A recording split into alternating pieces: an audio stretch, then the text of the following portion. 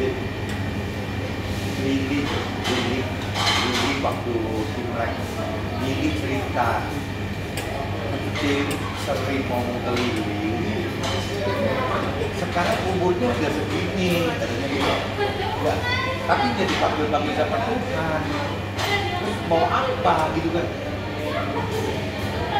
Ya, kalau orang dia kan selalu ngomong gitu, selalu tapi suaranya kurang gitu kan?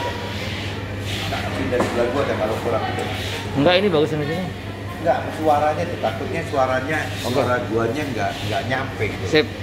Nah, ini maksudnya kalau cerita orang dunia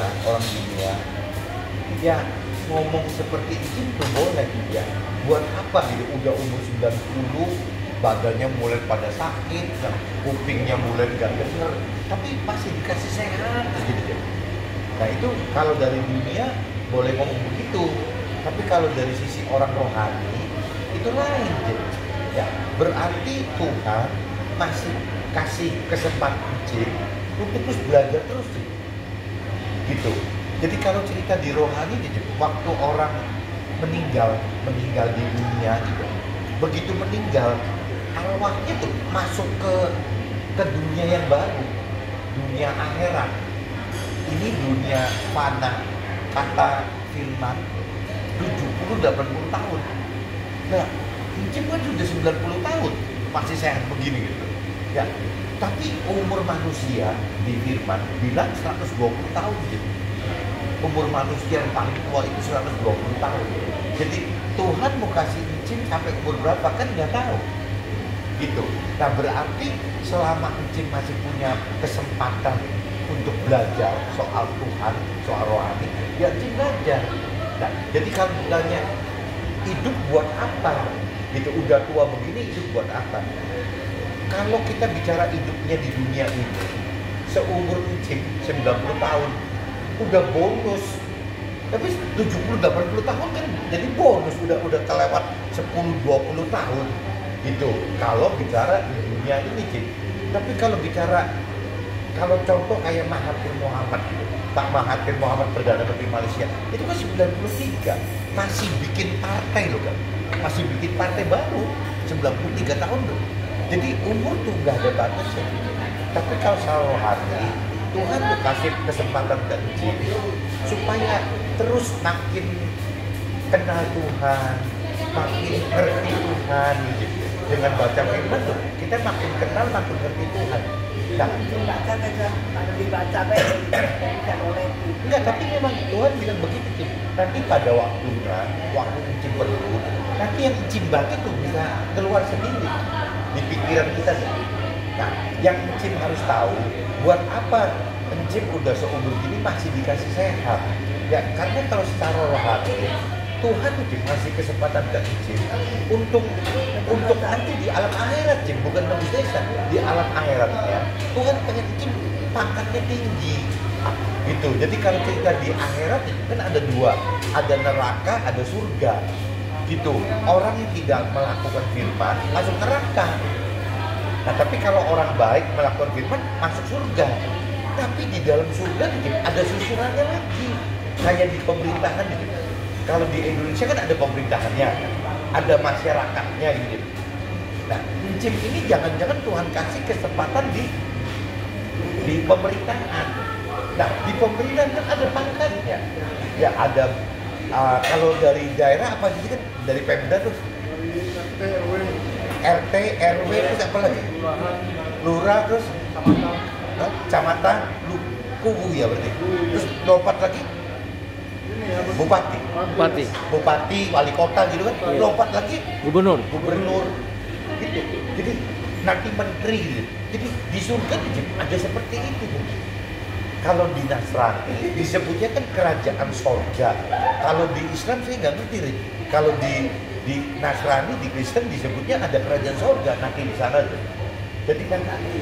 Jadi untuk bisa menentukan Incim posisinya jadi rakyat atau jadi pemerintahan surga, itu sekarang hidup kita sekarang itu yang menentukan kita jadi rakyat atau jadi pemerintahan. Nah, setelah masuk pemerintahan, ini posisinya apa nih? Ya pengen jadi pugu, bupati, atau gubernur gitu deh. Menteri atau presiden itu adanya di sini. Nah jadi kalau Jim nanya, Jim buat apa? Ya hidup. Ya kalau rakyat biasanya pasti udah lewat.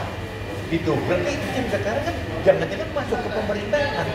Gitu. Tuhan kasih kesempatan Jim untuk masuk pemerintahan. Nah pertanyaannya, pemerintahan dipangkat apa? Gitu. Pangkat yang Tuhan mau kasih buat Jim. Ya bukan nggak bisa apa. Justru kalau menurut versi rohani, orang yang Tuhan sayang itu orang yang bodoh. Gitu, orang yang hidup benar-benar mengandalkan Tuhan, orang yang bodoh di mata Tuhan itu bodoh. Justru orang pintar itu susah, orang miskin, nah itu orang-orangnya Tuhan itu.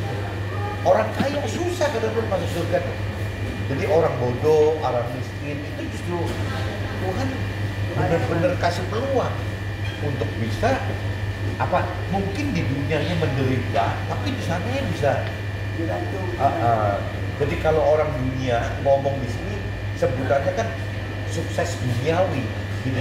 Tapi kalau Tuhan maunya itu keselamatan akhirat gitu. Jadi kalau Jim sekarang kenapa Jim umur segini dikasih sehat terus? Ya karena Tuhan ngasih peluang ke Jim untuk pangkatnya setinggi mungkin seperti itu. Nah jadi mumpung masih sehat, Jim terus ya bagaimana tingkatnya untuk naik gitu. Orang yang melakukan firman Tuhan, yang melakukan perintah, peraturan firman Tuhan, itu yang pangkatnya naik terus. Yang melakukan. Nah, untuk bisa melakukan kan harus kenal, harus ngerti apa sih Tuhan suruh. Kalau kita nggak ngerti apa yang Tuhan perintahkan, apa yang Tuhan peraturkan, ya bagaimana kita mau melakukan? Kita nggak ngerti. Nah, dengan Jim baca firman, Jim jadi lama-lama makin kenal. Oh Tuhan tuh pengen Jim suruh gini, suruh gitu, jadi orang mesti baik, ya mesti ngalah. Nah itu Jimnya ikutin. Ya waktu ikutin itu naik terus levelnya. Jadi kalau saya bisa jawab, kalau untuk orang duniawi boleh, ya ngapain umur segini masih hidup masih begini aja tuh, nggak dipanggil-panggil boleh. Tapi kalau secara rohani, justru ini kesempatan untuk bagaimana di sana setinggi mungkin pangkatnya. Gitu. Betul, jadi jelas nggak? Jadi kalau Jim tanya ke Lili, ya Lili cuma hehe jawabnya, nggak ngerti sih gitu. Tapi kalau Jim tanya ke Adam, ya kalau secara duniawi ya mungkin hehe. Tapi kalau cerita rohani, ya karena Tuhan sayang sama Jim, ngasih peluang untuk terus berkembang. Nah caranya gimana supaya tingkatnya naik terus? Melakukan firman, melakukan apa yang Tuhan perintah dan peraturkan itu. Nah kalau kita bisa taat, bisa kuat melakukan firman Tuhan, ya pangkatnya naik terus. Jadi Jim nggak usah mikir, Jim nggak ngerti apa-apa. Justru ya nanti Tuhan yang bikin pinter. Teorinya rohani itu. Jadi baca firman, nanti sekali-kali sharing begini gitu. Kalau nggak tahu nanya, ya begitu, harus begitu.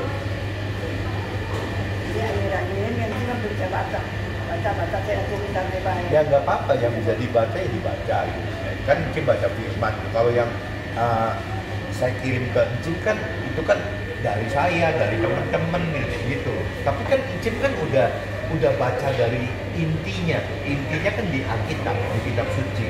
Jadi udah bagus kalau kitab suci. Nah, baca kitab suci Tuhan bilang tidak usah ngerti. Itu yang bahaya justru kalau orang pintar maksa ngerti. Nah, waktu ngerti ini belum tentu sama dengan yang Tuhan mau gitu. Jadi biarin aja, nggak ngerti juga kita baca aja. Tuhan bilang nanti saatnya kita perlu. Tuhan kasih tahu yang pernah kita baca itu apa artinya. Nanti Tuhan kasih tahu. Gitu. Jadi kita sekarang tugasnya ya udah jangan ngomong ngerti buat apa baca. Ya memang Tuhan bilang nggak perlu ngerti kok. Yang penting baca. Nanti saatnya Tuhan buka. Intinya gitu. Terus jadi hari ini selesai tafaridnya.